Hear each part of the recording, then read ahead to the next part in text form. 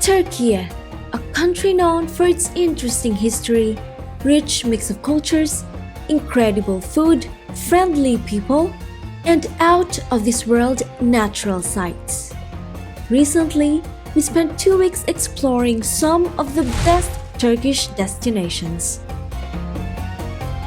After visiting Istanbul, Cappadocia, and Pamukkale, we continued our trip towards the Turkish Riviera.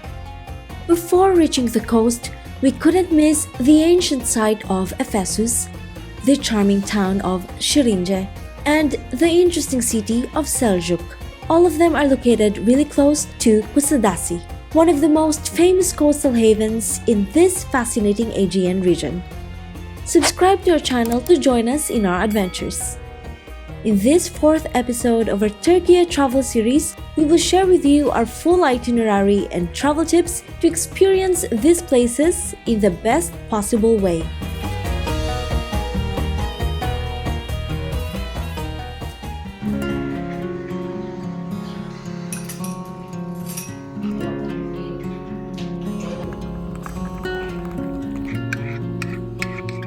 After recharging our batteries with another tasty Turkish breakfast in our hotel in Pamukkale, we were ready to start the journey to Sirince.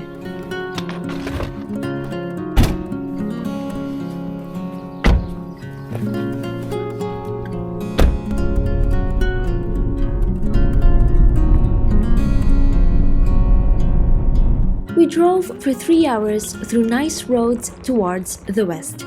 If you are driving too, follow the parking signs when you arrive in the village. We started our visit by having a quick lunch from the Sirince Panorama restaurant, as they have one of the best views of the town, and of course, yummy foods.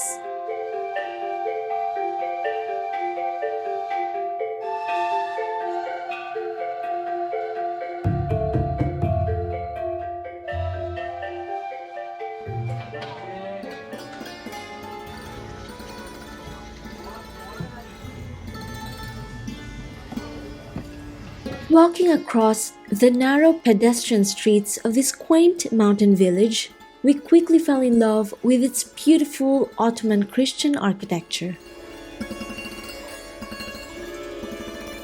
Sirince, always with a small population, slowly prospered for centuries, since its beginnings in the Hellenistic period until the 19th century, when most of its current picturesque constructions were built. Numerous historical references mention that the village was mainly inhabited by Greeks until 1923, a year that saw the exchange of populations between Turkey and Greece. Many Turkish people were then relocated in Sirince, and an interesting mix of cultures emerged.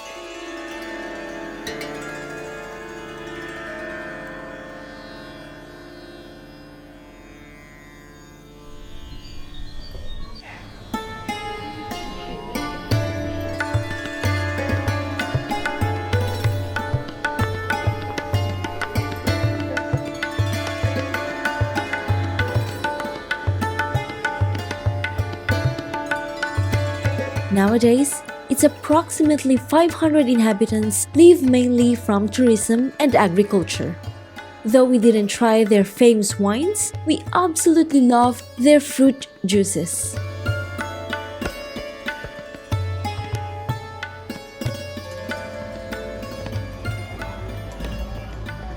So we are just resting because we are so tired walking around the town. Chano ordered another cup of blackberry juice. Here they have their own blackberries. It's all fresh. And if you walk around, you see small stores that sell blackberry juice in glass. We barely go shopping in our trips, but this store attracted our attention. The owner, Demetrius, is a local artisan who crafted most of the jewelry for the film Troy. His friendly nephew was that day in the shop and explained to us with detail about Demetrius' art craft. When you're looking at here, you can see some of the Turkish newspaper and articles about the movie Troy and Brad Pitt. And if you're looking at here, there are two signed pictures of Brad Pitt as well. And if you're looking at this corner, you can see the copies of the jewelry from movie Troy. We just made it 450 pieces jewelries for movie Troy. Those are some of them right now we exhibited in here. Paulo Coelho. He's also a customer. Wow. I loved their classical designs, and finally I chose these earrings. I'm an actress in the movie Troy.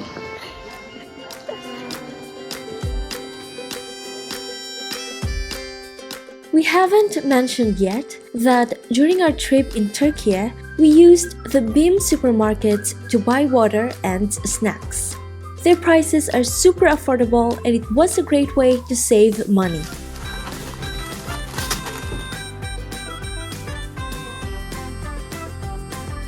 Just a 15 minutes drive from Sirince, we checked in at our hotel in the city center of Selçuk. We chose this nice accommodation for its excellent value for money and its perfect location, with the Ephesus site just a 5 minutes drive away.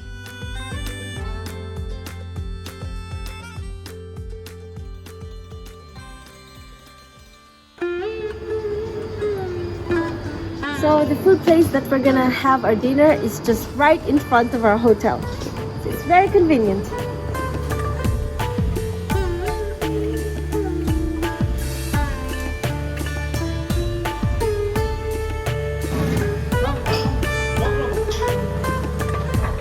This shop had the best pizzas we tried in this trip.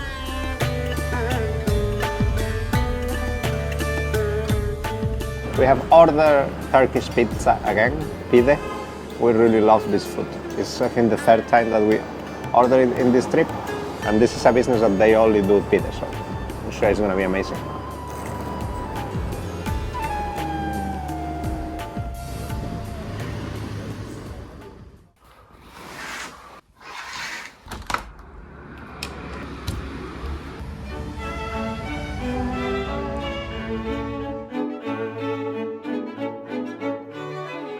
At 7:30 in the morning, we were already eating our breakfast to go to Ephesus as soon as possible.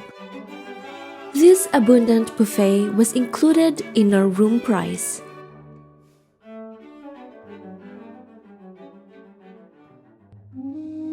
Visiting the ancient city of Ephesus was another highlight during our trip to Turkey. The entrance to this archaeological site was also included in the museum pass that we bought in Istanbul. This magnificent city was first built by Greeks in the 10th century BC on the coast of the Aegean Sea. In 129 BC, the Roman Republic took control over Ephesus and kept improving the city. Ephesus was under Roman rule in times of Emperor Hadrian, when its famous library, probably the most recognizable building of the site, was built around the year 110 by a consul named Aquila. This was a funerary monument to honor his late father, Celsus, who is buried beneath. The building, with its outstanding facade, is still considered a marvelous example of architecture, and it was the third largest library in the ancient world. Earthquakes, fires, and invasions destroyed the building that laid in ruins for centuries. But luckily for us, it was partially re-erected by archaeologists in the 1970s.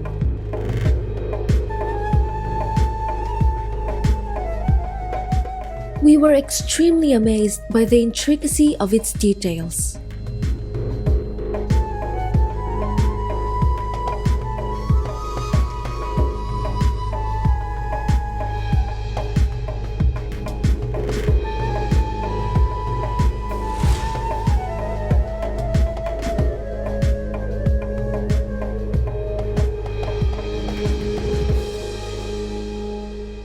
We arrived here at 8 o'clock and there were a few groups already, but Luckily, we're still able to get some shots without too many people in it. Right now it's 10 a.m., so 2 hours later, and you can barely see the ground. So try to get here as soon as possible if you want to have the place, more or less for yourself.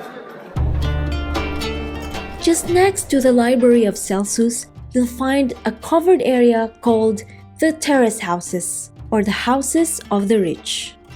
The entrance to these luxury Roman villas is included in the museum pass, but you'll have to pay extra if you only have the ticket for the main site. These fine residences were used from the 1st century BC until the 7th AD by some of the richest people in ancient times. It was so stunning to see the frescoes and mosaics still preserved with such a level of detail.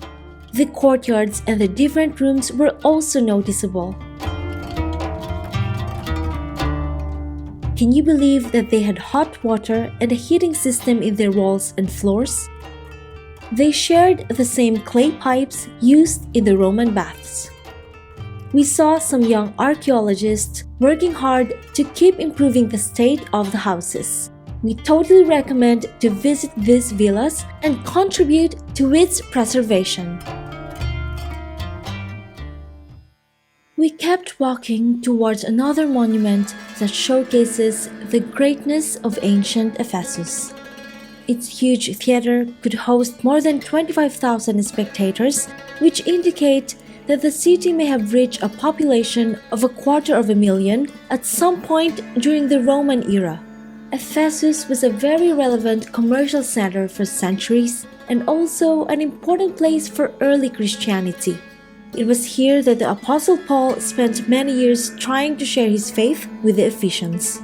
Many of the locals felt threatened by the new religion, as the commerce of crafts featuring the goddess Artemis was its main source of income, so they started a riot and Paul had to flee from the city, sending later his words by letter. The splendor of Ephesus slowly faded due to some sackings in the 7th century, but mainly because of the loss of its harbor. Today, located 5 kilometers away from the city, that was slowly silted up by the nearby river.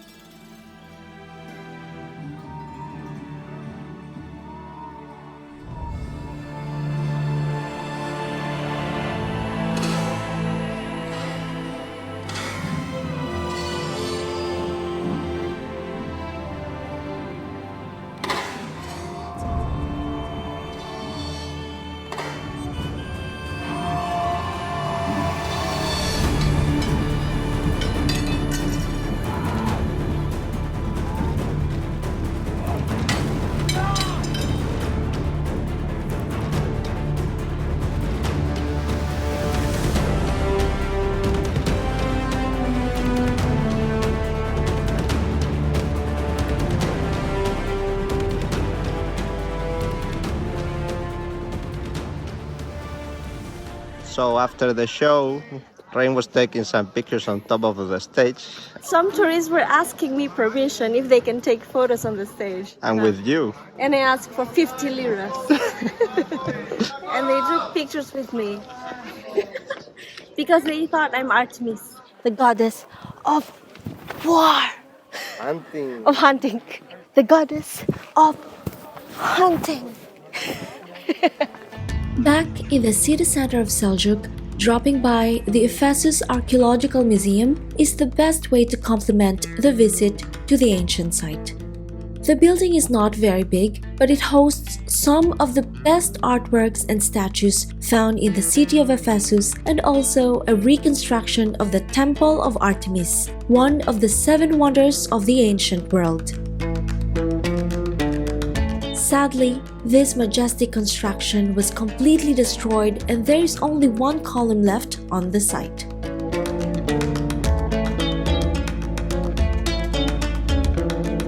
These exotic statues from the temple show a distinctive representation of the Ephesian version of this Greek goddess.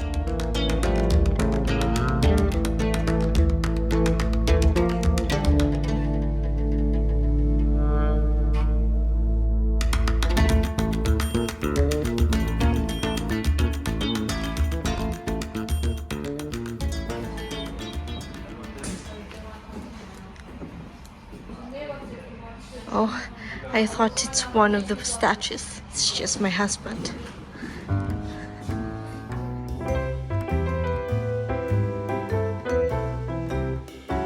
We were not yet very hungry, so instead of lunch, we enjoyed these yummy cakes and cappuccinos in this cafe in front of the museum.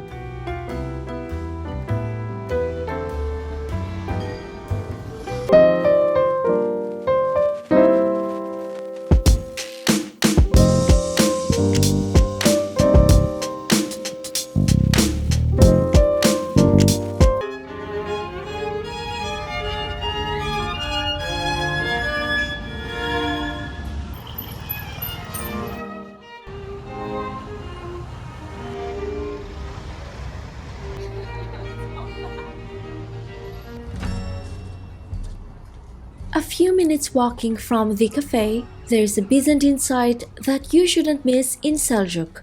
Once you cross the Persecution Gate, you'll reach the ruins of the Basilica of St. John, which is located just below the Ayasuluk castle. These monuments can be visited also with a museum pass or by paying a small fee.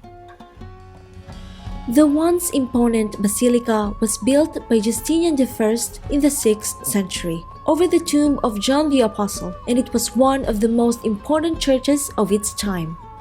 After the 9th century, the basilica was slowly forgotten and fell into ruins. Be sure that you keep walking uphill to reach the fortress located on the top of the citadel.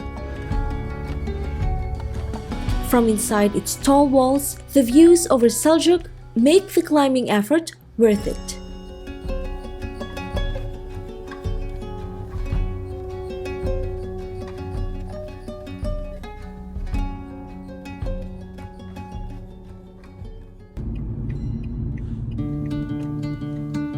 The end of our intense day was approaching, and we decided to drive for half an hour to Kusadasi. This coastal city is one of the most famous ports in the Turkish Riviera.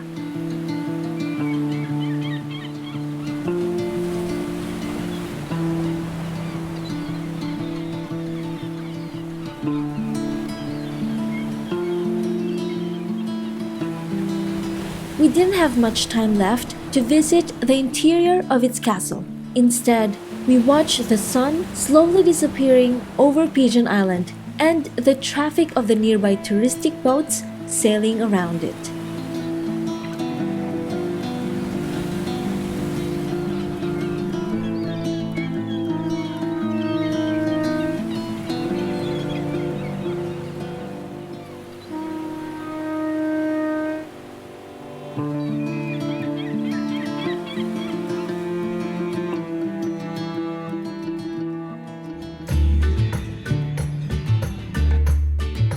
Kusadasi is also popular for its seafood, and we couldn't miss trying some.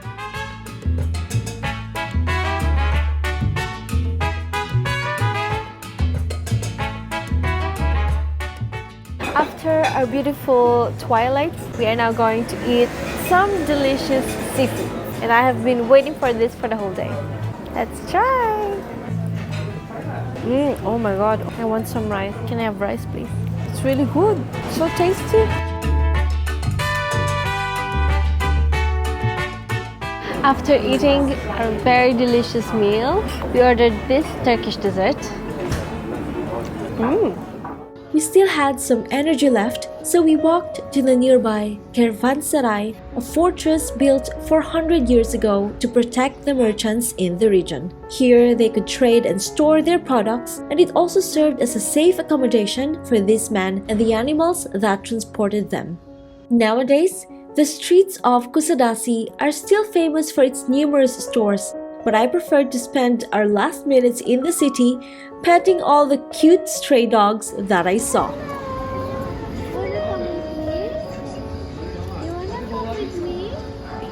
You wanna bring it to Ireland?